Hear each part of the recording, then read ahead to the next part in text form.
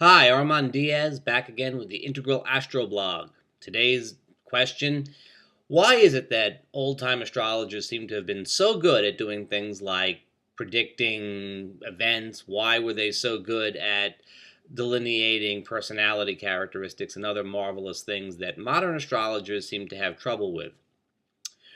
Well, for one thing, we only get to hear their success stories. It's like fishing tales. We get to hear the success stories. We don't get to hear that William Lilly predicted a great flood, because if he did, he didn't say anything about it. He only talked about the fire.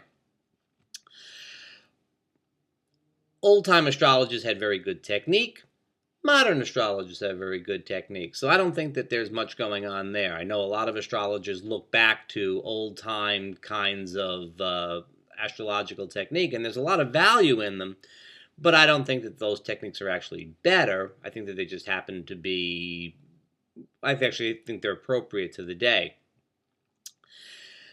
What I really feel is the major difference is that old-time astrologers were dealing with a very set cultural landscape. In other words, they could kind of assume a lot. They sort of knew who they were dealing with in terms of their clients.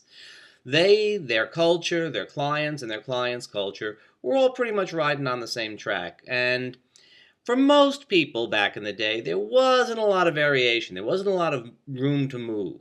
You were pretty much, if you were born into a particular profession, you probably stayed in the profession that your parent had been in. I often say that if you look at the birth chart of a 17th century, make it a 15th century blacksmith in Saxony, you could pretty much tell a lot about his life, and you don't really need the birth chart. You can just kind of guess, well, he's going to be a blacksmith, he's going to get married, and unless there's a war or a plague or something like that, you can kind of chart his life just by knowing where he was and when.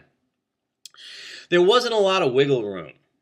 People were kind of locked into their fate, as it were, by cultural expectations. And it's not just that they were trapped in the sense that they didn't feel they could go outside of it.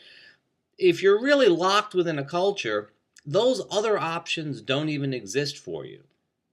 They have not even entered into your awareness yet as options. And once they do enter into your awareness as options, you're probably going to reject them. You're probably going to say, no, I couldn't do that.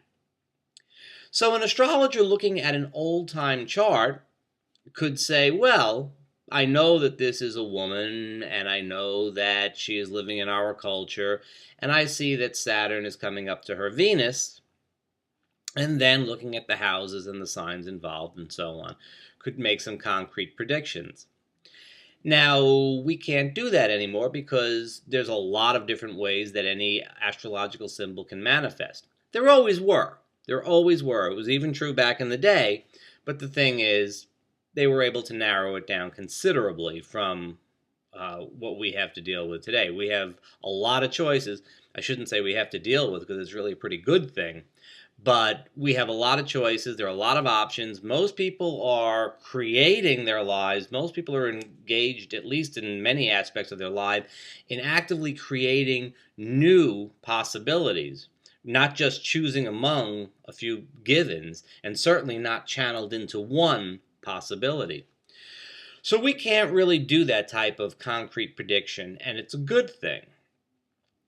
It is true that there are a number of people who are very much still attached to a particular cultural or particular ethical set, and they've perhaps inherited it from their family, from their culture, and they are going to operate within that.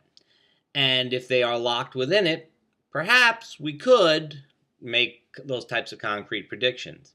It's also true that each of us has certain areas of life where we're really on top of our game, where we really can generate a lot of possibilities, where we really do feel comfortable making up our own reality. And then there are those areas of life where we kind of retreat and contract a little bit and don't really have that much of a sense of possibility. So a client can come in who is really a captain of industry, and she's very much in charge of her own decisions. And when she wants a reading, she doesn't want you to tell her what's going to happen to her career, because she'll tell you what's going to happen to her career. She wants to sort of get the weather report and know when's a good time to go forward, when she might hold back, what she should be looking at as possibilities, and then she'll make her own decisions. On the other hand, a man may come in and he too might be kind of in charge of his own career, but when it comes to relationship, he might really be very much set on the idea of a very traditional relationship. It should be he wants to be married, have children, 2.2 as they say, and a minivan and a trip to the mall on Sunday. That's his image of what a good relationship is, and he's not ready to move outside of that.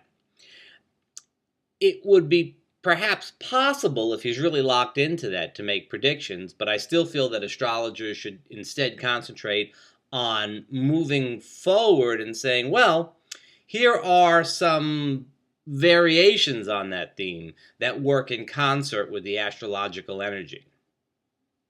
It's an idea. It's something to hold on to as a thought and an idea, something to work with a little bit.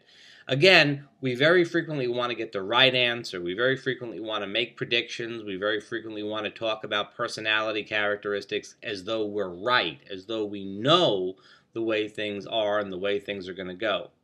But it's probably more productive for most of our clients and for most astrologers to instead focus on generating possibilities that are in concert with the energies in the chart.